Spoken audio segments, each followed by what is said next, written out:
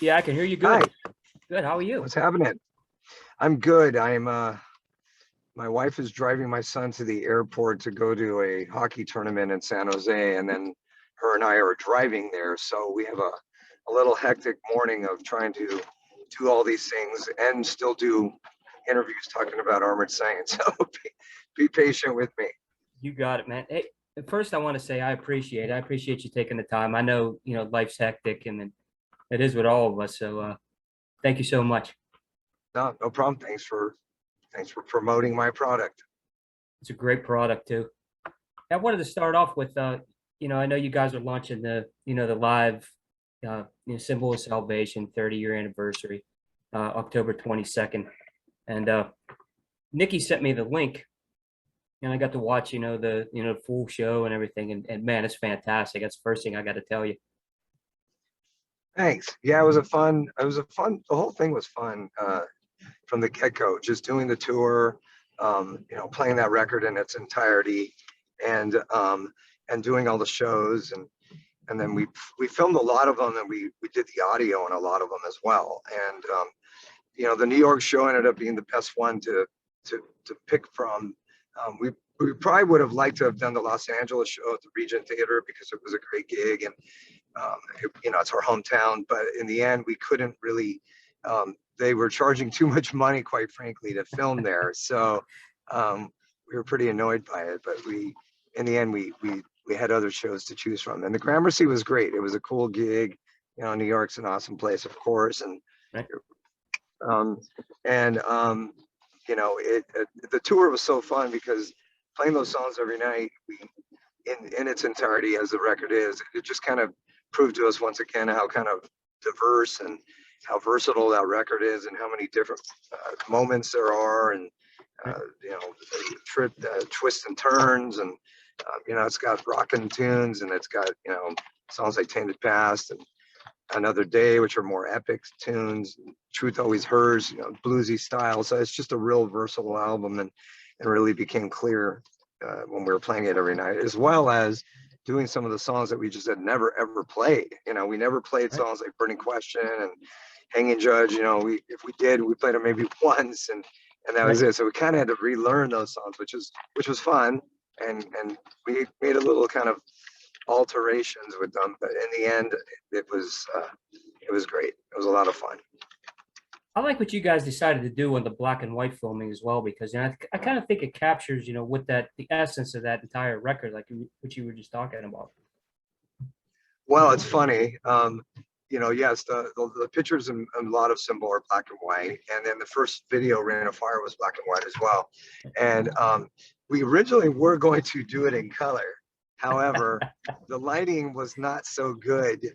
No disrespect to the Gramercy lighting or the LD there, but he wasn't our main. Well, we don't even have a main light guy at this point in our career, but we gave him a lot of cues, and we hope for the best, but in the end, we just were a little displeased with the lighting, and it's mainly with the lighting itself. It just didn't seem good enough. And so then Joey had the idea. He said, maybe we should try it in black and white. And I said, let's see what it looks like. And we did like one clip just to get an idea, and we're like, that's it.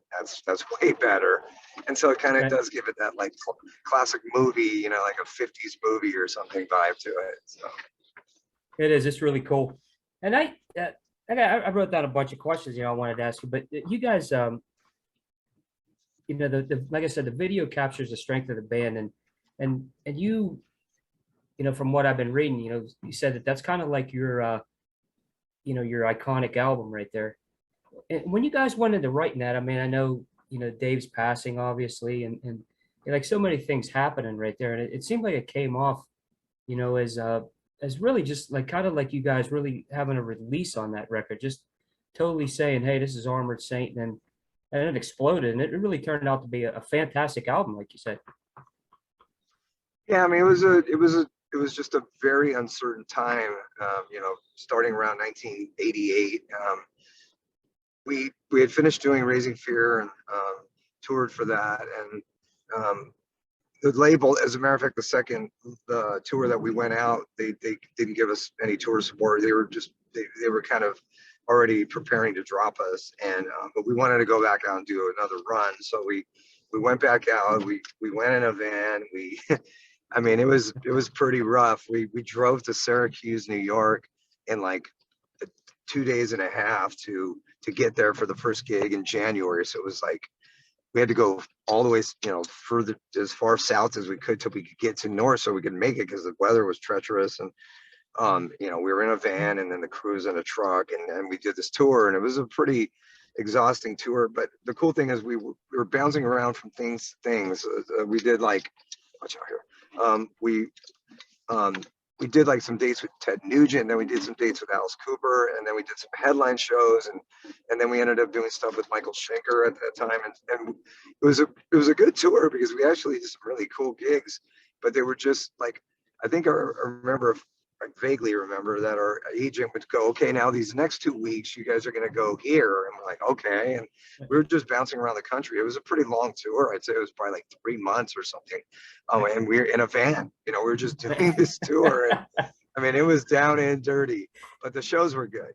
But in the end, it probably bonded us, and then we knew we were getting dropped, and we did. And then we were just kind of like, okay, now what? And then what we did is we actually, that's when we decided to be a 5-piece again, and we got Jeff Duncan in the band at that time, and we had written a couple songs, and we just started writing songs with him in the band.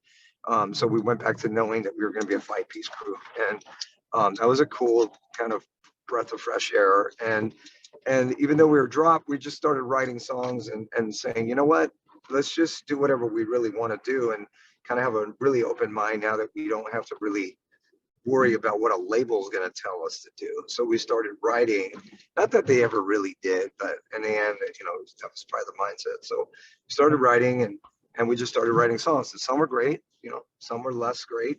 Some of those are actually on the cymbal, those are 4 bonus tracks that are on the vinyl, which is really cool.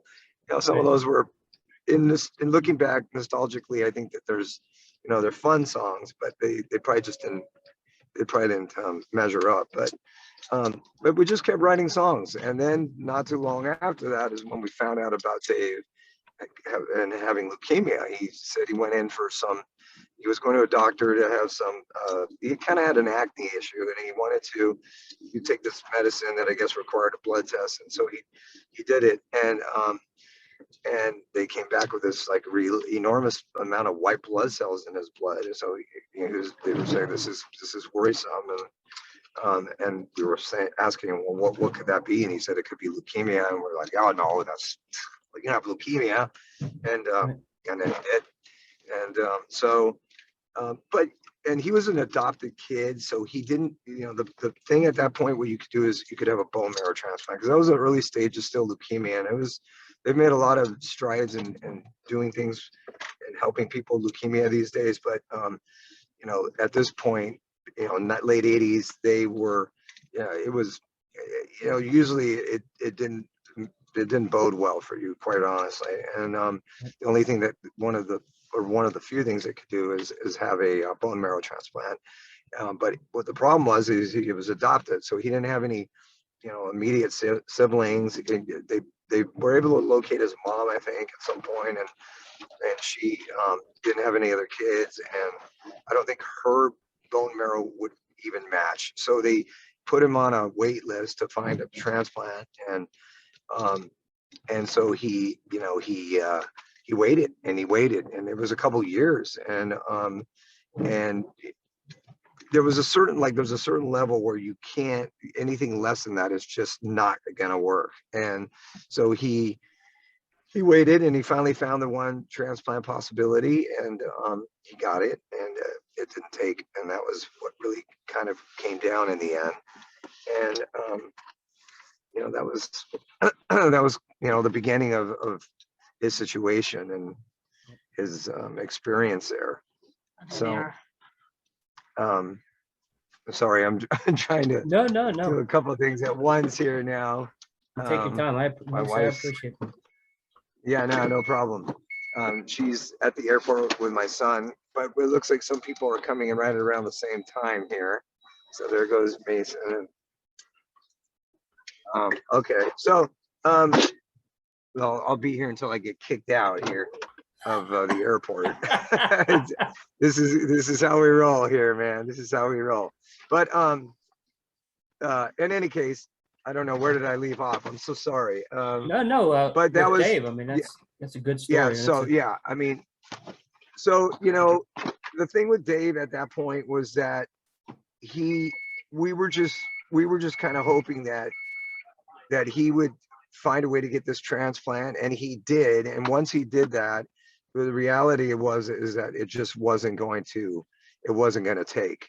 And when that happens, he went in the hospital, and within a couple weeks, he just was really, really ill. And it was weird. It was this, strange thing that, like, this guy, Dave was this crazy guy, man. He liked to drink, he would party, he was a maniac, and he would be in a big group setting, and we'd be like, Dave, should you be drinking? And like, I mean, you're drinking 151, and like, he okay, loved rum, and and like, we look at him, but we were, the theory was is that he was just enjoying his life still, and he was like, I'm just is gonna live it up until I can't, and that was right, kind of how he looked at life.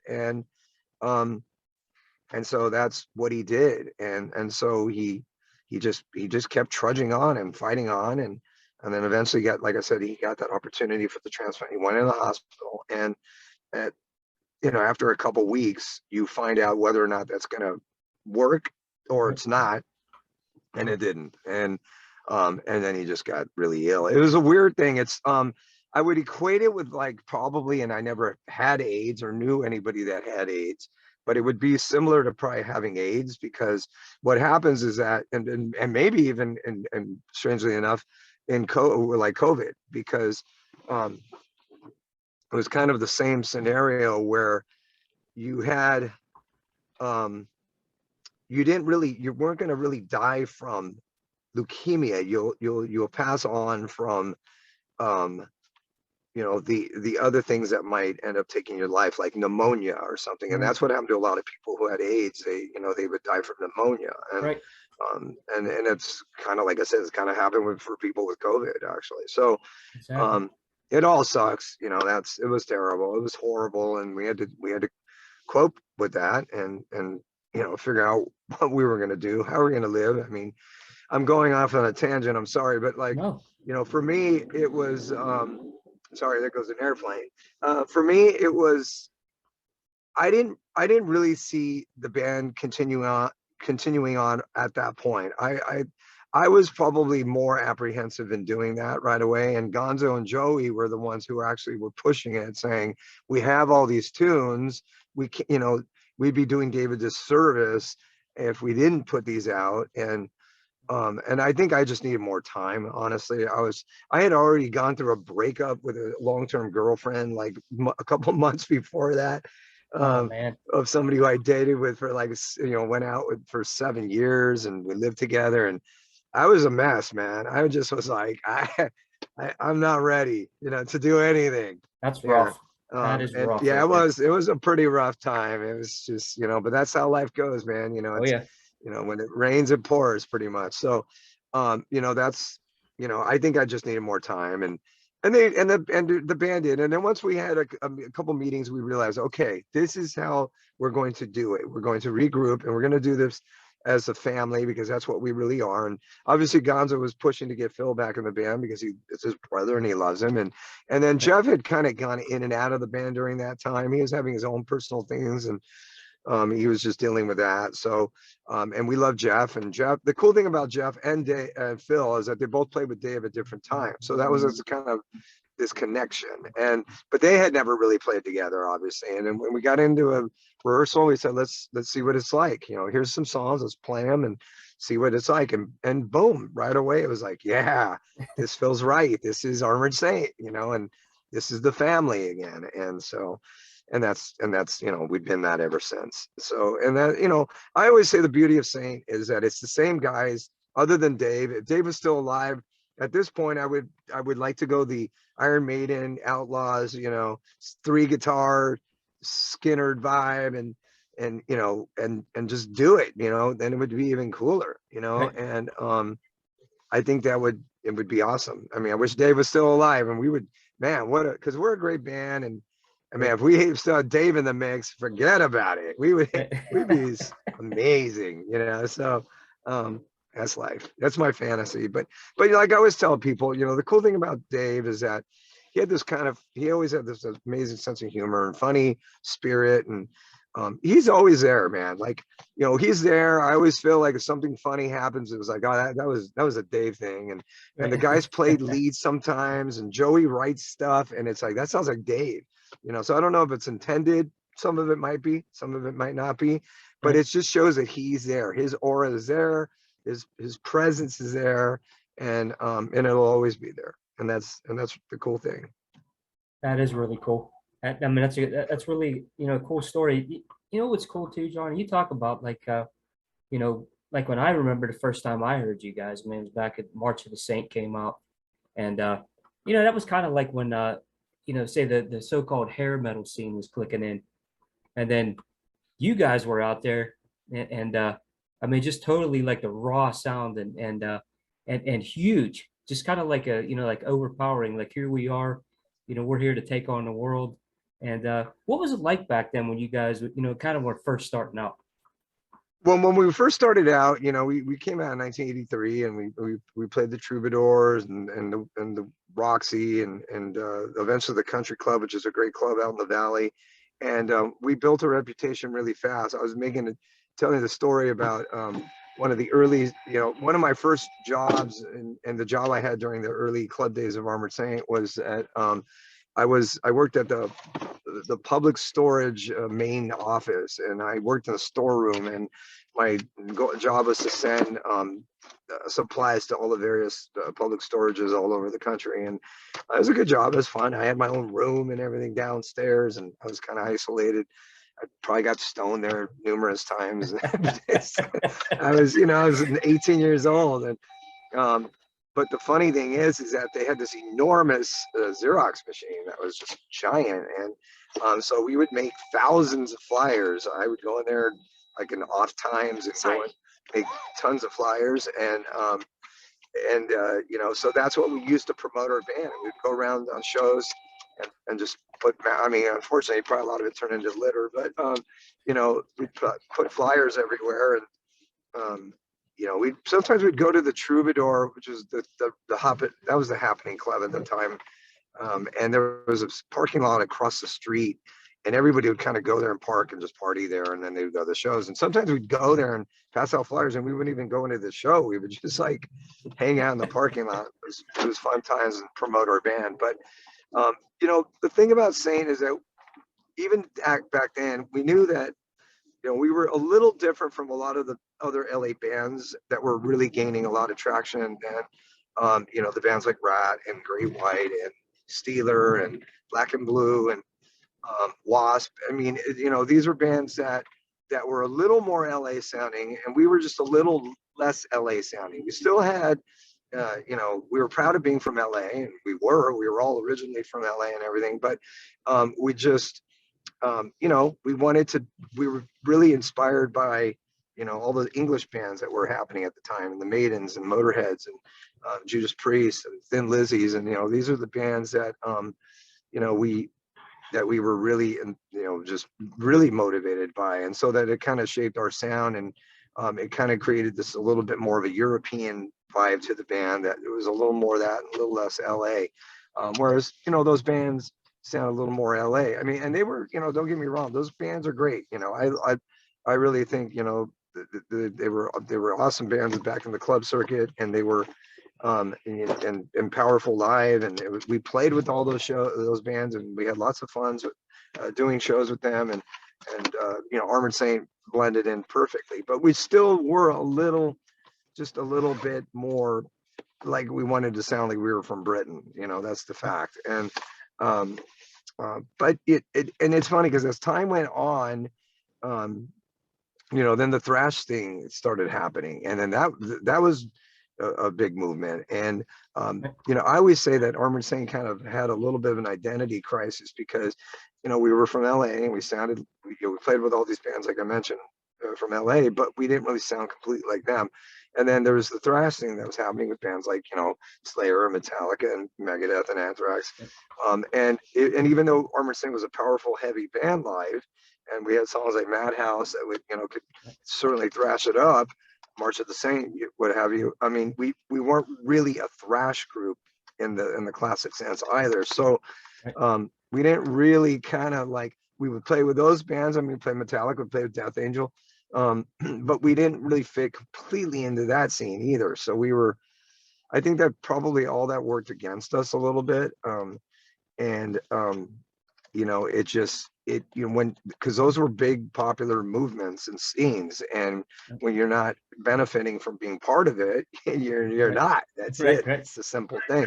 So, and we kind of weren't. And so as time went on, I think we became comfortable about just our own identity and what we were. But for some time, we did have some issues with that, and we did with our image, and sometimes songwriting was a little confusing. I remember on Raising Fear in particular about how we were going to try to navigate that. But in the end, Symbol was the record that we probably finally said, this just all feels right to us, and that's all that matters. And let's just do that. And I think that's what we kept going through the years. And I think like Punching the Sky is a perfect example of that same mentality. And it's like the same feeling that Symbol had then as now. And that's a great album too. I mean, you guys, just brought that out, and it's and what's cool too is when I hear you play, and I know it's Armored Saint, and there's an identity there, and I think it kind of transcended from, back in the 80s, all the way through Symbol, all the way through now. And I think that says a lot about you guys.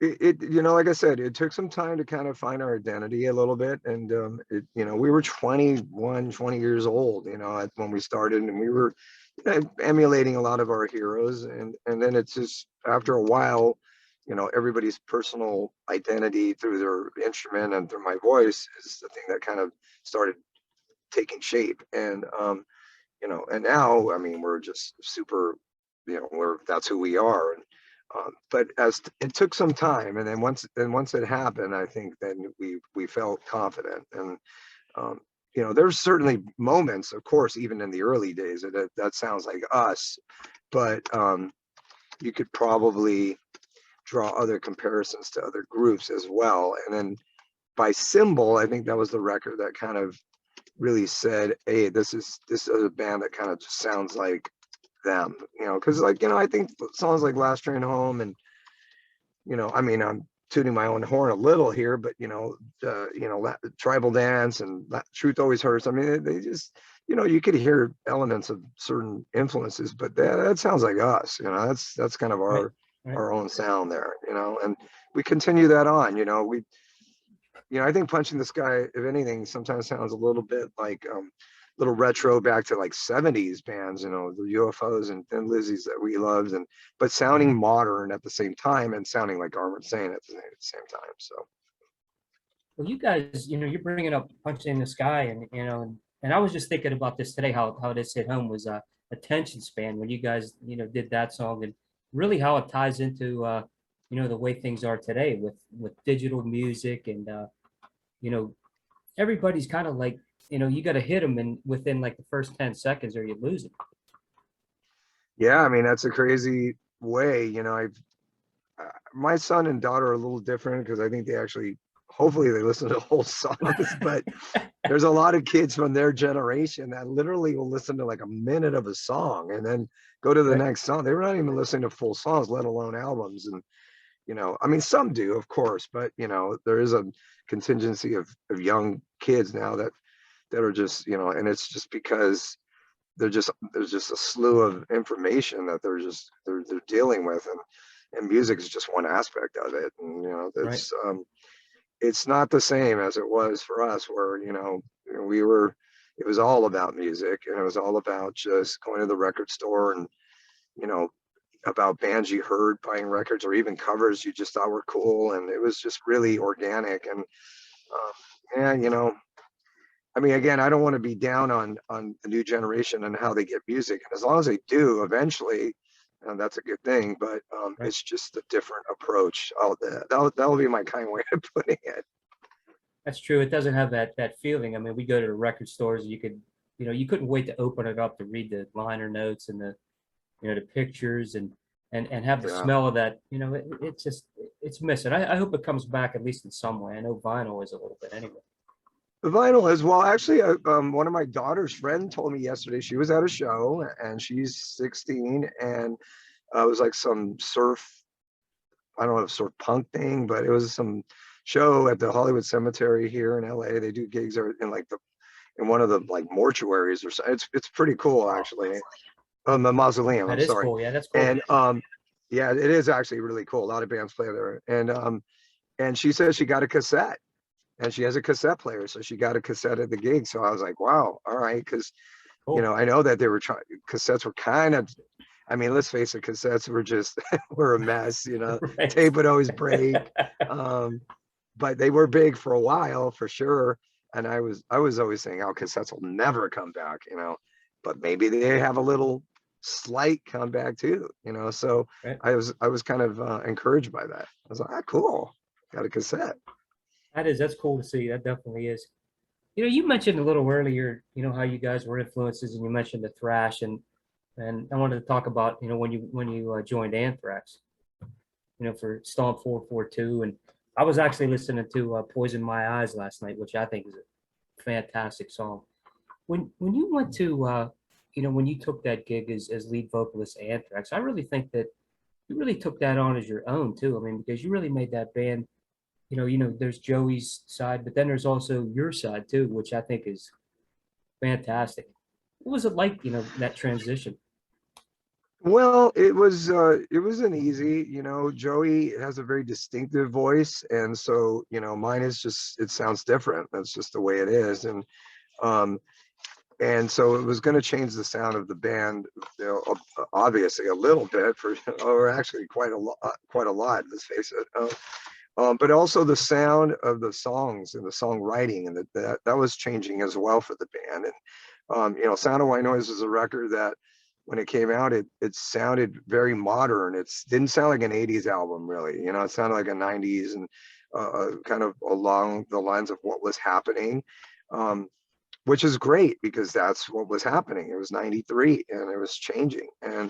Um, and so we were embracing that. But it was an adjustment, obviously, to make. Whenever you change singers, it's just a major adjustment, let's face it. And um, so I rolled with it. I did try to, I took it on my own, and especially when I had to play old songs, and I try to sing them in the best way that they were presented on records, but it was going to sound a little different, but I still tried to sing them that way.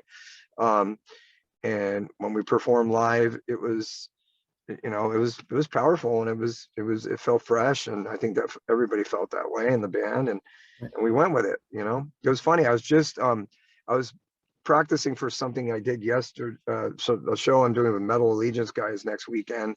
Um, and so I'm working on some songs, and I'm just on YouTube pulling things up, and that's how I'm practicing this stuff. And then I saw a clip from the Dynamo Festival, because they have all the side clips sometimes associated with what you're watching, and it was from the Dynamo Festival in '93 when I played there, with Anthrax, and I'd never seen that. I was like, whoa.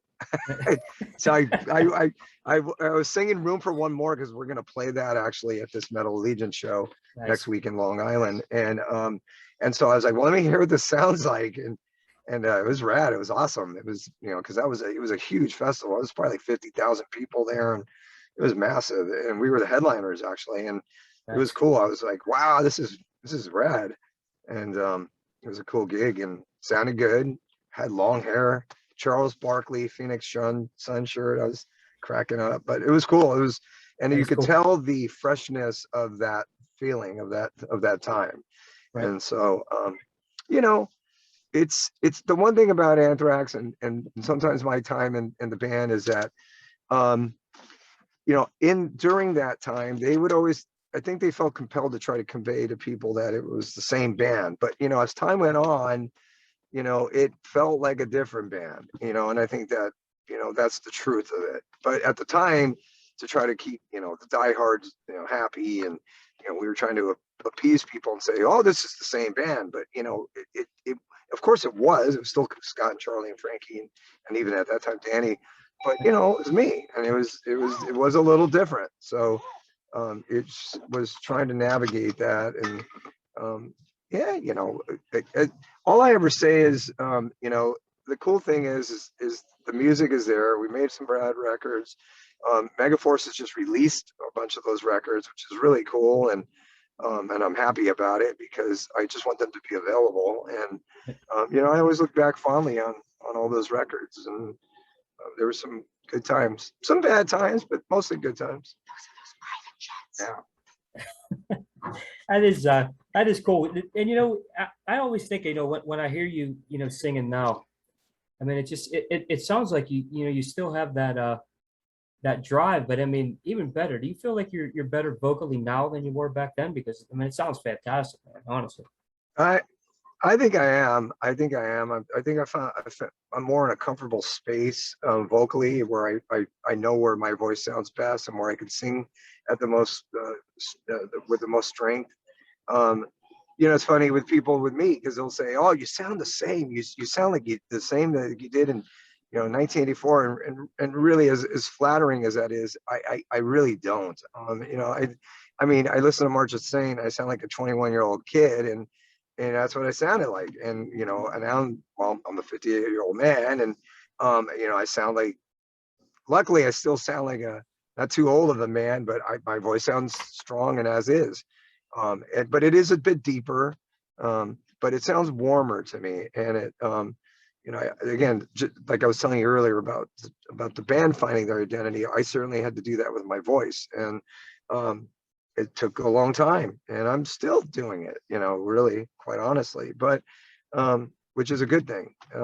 So I don't know. It's I'm still discovering things about how to sing, what to do, how to try to take care of myself, the best way to take care of my voice. I'm a guy who has a kind of raspy voice, so sometimes I can get away with being a little raspier, which I am a lot. Um, I don't have this clean voice, so if I was raspy, you'd be like, "What?" I'm raspy, so sometimes I'm just raspier, and I've toiled over situations with my voice, and um, believe me, I've had some troubles through the years, and when it happens, it's frustrating, and it to the point where sometimes I've just told myself I don't want to do it anymore, because there's nothing more frustrating than not being able to sing. It'd be like being an athlete and not being able to play, quite frankly, and Right. it's frustrating. So I try to take better care of myself. A key, of course, is being able to hear yourself. And now I have in-ears, and that helps tremendously. But, you know, I never want to stop singing. I really want to keep going. That's great to hear, guys.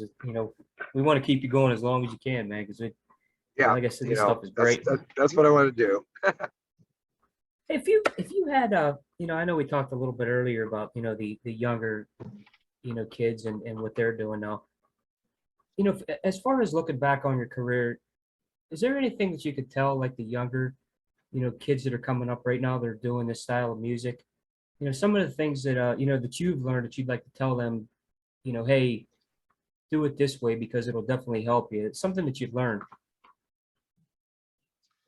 Well, I would just say, be honest with what you're doing and sincere with your style. I think that's the key component to it. I think as long as you're following your own heart, kind of thing, you'll be fine, and you'll figure it out. And that's what I try to do as a singer, and what we try to do as a band. And I young kids coming up and discovering how to play, and it's fun to watch, and you learn a lot. And it's we had my son was in this band. He hasn't really played lately, but he was in a garage band, and from a bunch of kids from his school, and they were playing a lot of different fun covers. They were doing like some car songs, and some Beatles stuff, That's cool.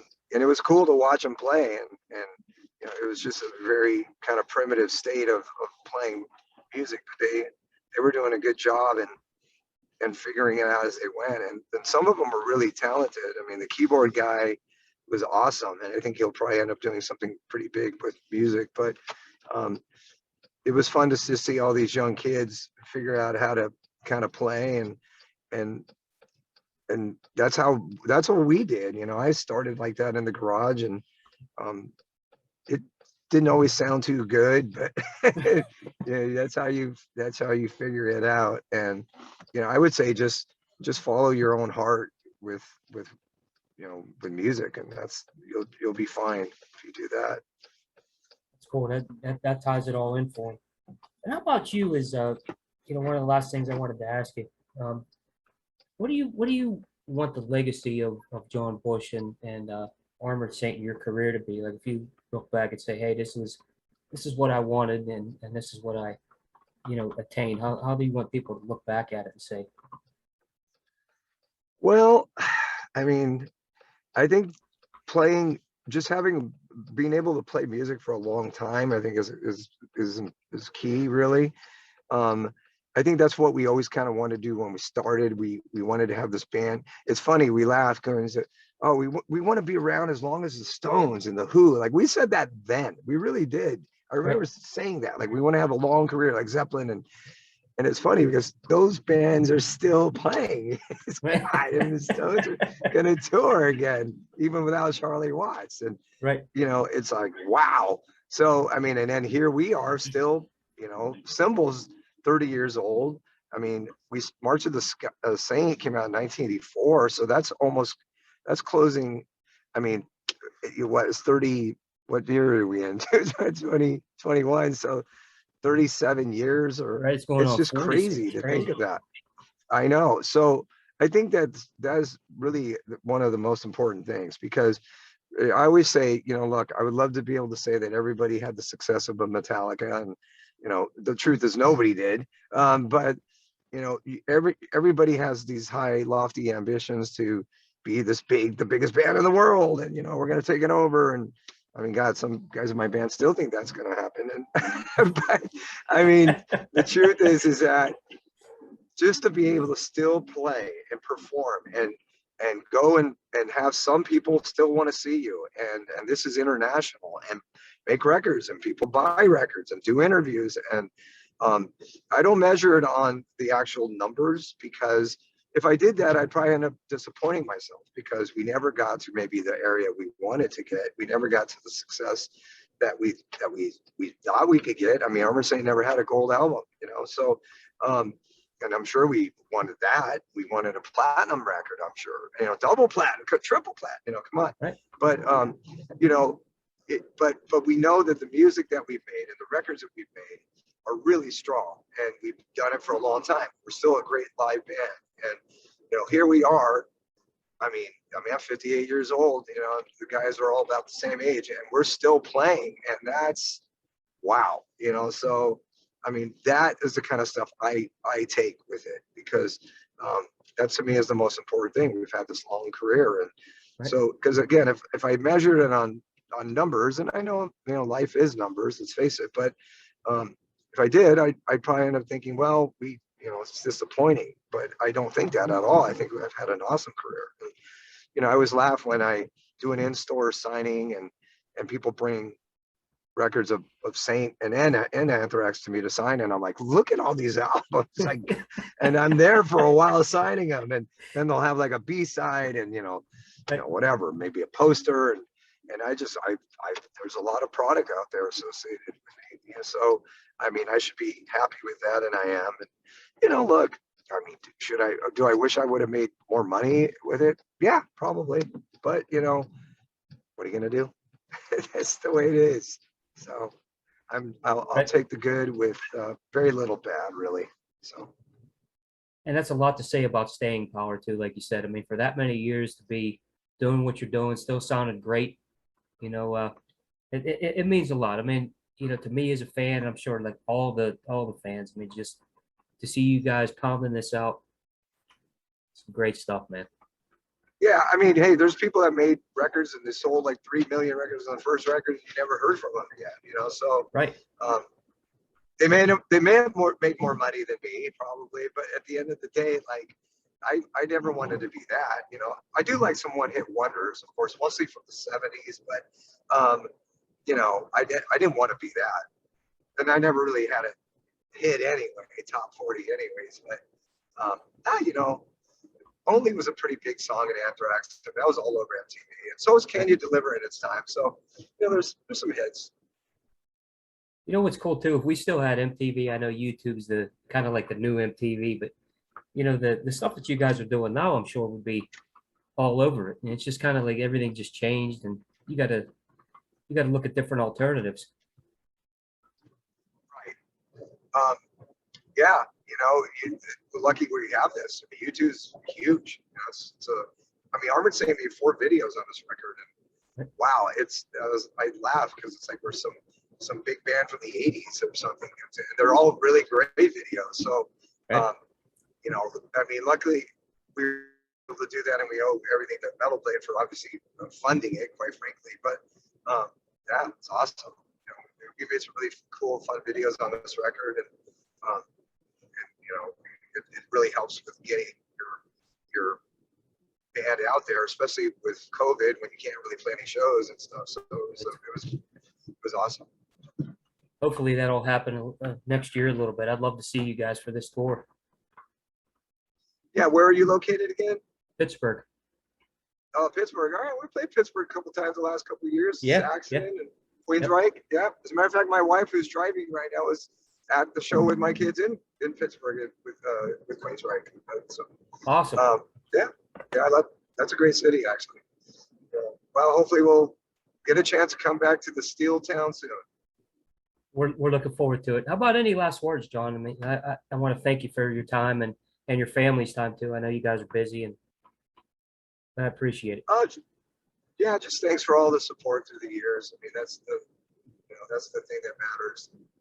As long as people are getting something from the music that we make, then that's, you know, key. I always say if one person is inspired, then you've done something. So, you know, we want more than one, but you know, that says a lot. And so all the support, Armor Safe fans, you know, there's a lot of love through the years. That's great. I appreciate it, man. You got a fan here for life, so keep doing what you're doing. Stay healthy, and we'll keep spreading the word for you, John. All right. Thanks a lot for the support, brother. Have a good weekend. And, you know, thank you again. And sorry that my video here is a little funky, but it was a good conversation. It was great talking to you, man. Have a good day. All right. Have a great weekend. See you You soon. too, John. Take care. Bye-bye. We'll see you. Bye-bye.